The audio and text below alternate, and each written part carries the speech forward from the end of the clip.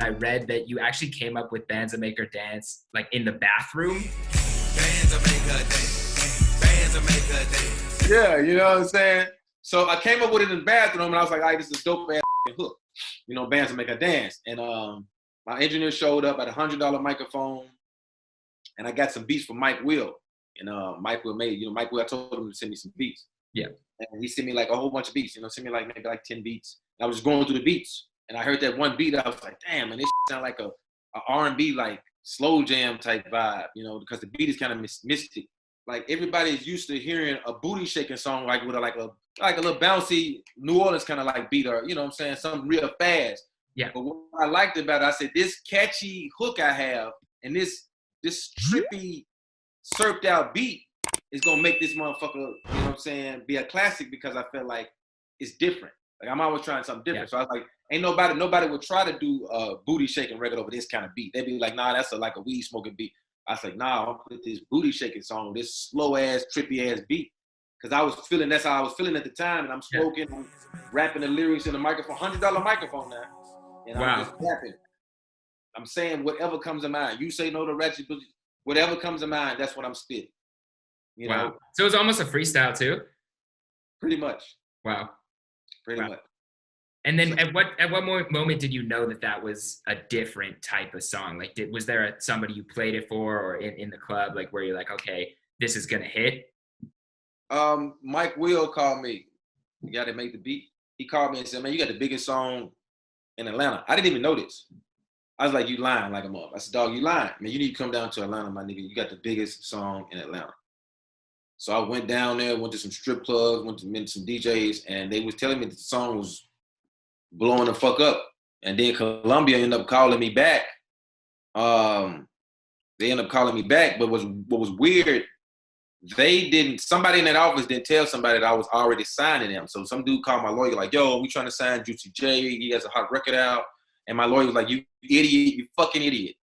Like, you a fucking, like, the man's already signed. Columbia tried to sign you twice. Because they didn't know I was, I came to, so they didn't know that, you know what I'm saying? They didn't recognize all this Juicy J with 3 6 Mafia, which we already have on contract. They finally figured it out because my lawyer's like, you fucking dumbass. Like, dude been signed with y'all for over 20 years. You don't know who the fuck your artist is? Y'all don't give a fuck about this group. Dude said that shit was hilarious. It's hilarious to him because he's not an artist and he's an outsider. He's not in our culture and he's a bitch. That shit's not funny. It's not funny at all. And Juicy J laughing because he's been in the business for 20 years, but that shit's really fucked up. And it shows how fucked up the music business is. It shows how fucked up these labels are. I'll start the video. My ducks, my swans, welcome to the pod.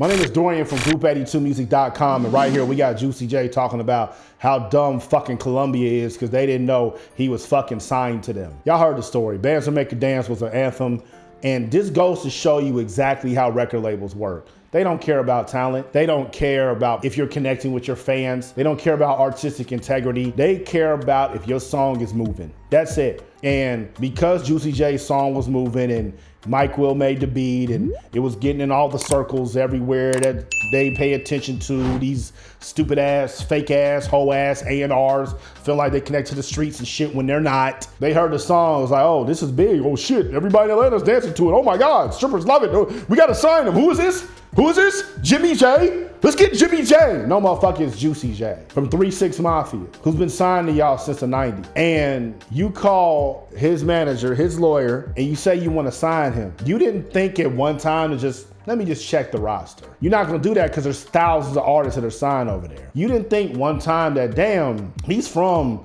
3 6 Mafia. Is he still under contract with them? Who are they signed to?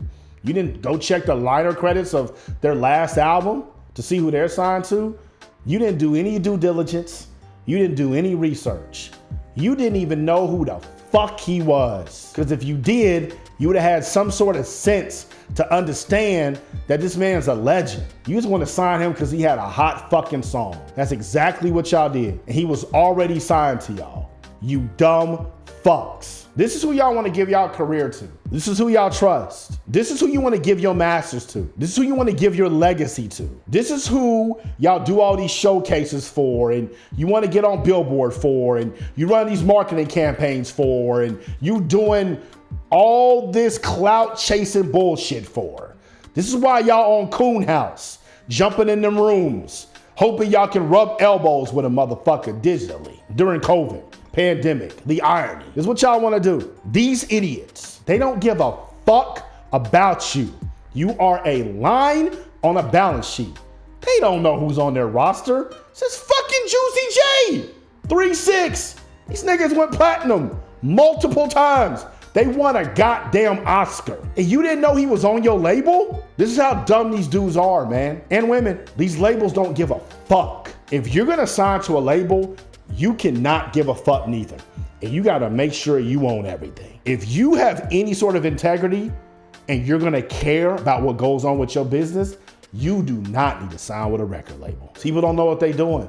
I've told y'all multiple times, go to Facebook Ad Library. It's a website you can go to, and because of legislation after the 2016 election, all social media sites are now required to be completely transparent about who's running ads and what kind of ads they're running. So Facebook invented Facebook Ad Library, and you can go and see who's running what.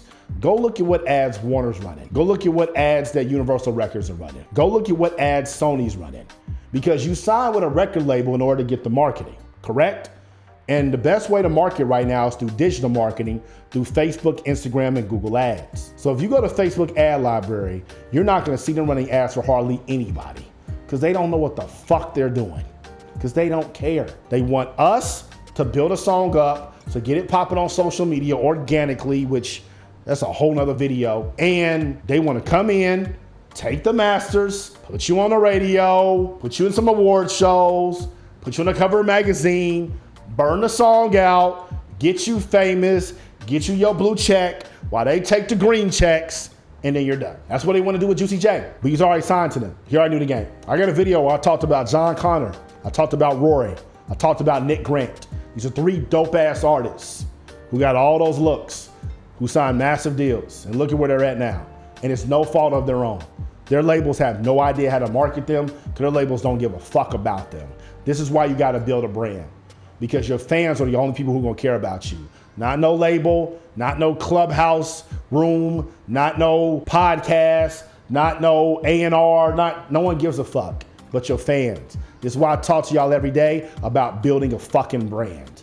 Stop trusting these dumb motherfuckers, man, and do this shit on your own, like I have. Well, you ain't nowhere. I'm doing pretty good for myself. And 2 to 3 years, y'all gonna wish y'all was doing what I was doing right now. And the money's coming in, and it keeps becoming bigger and bigger every single month. And I own all of it. So which do you want? Do you want the slow grind where you're growing every single month and making more and more money?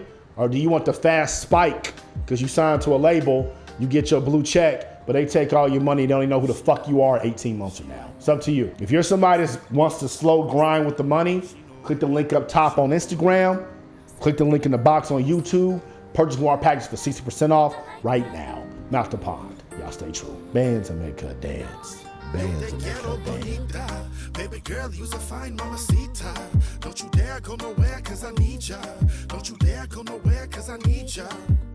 Yo te quiero bonita. Baby girl, you's a fine... Group82music.com.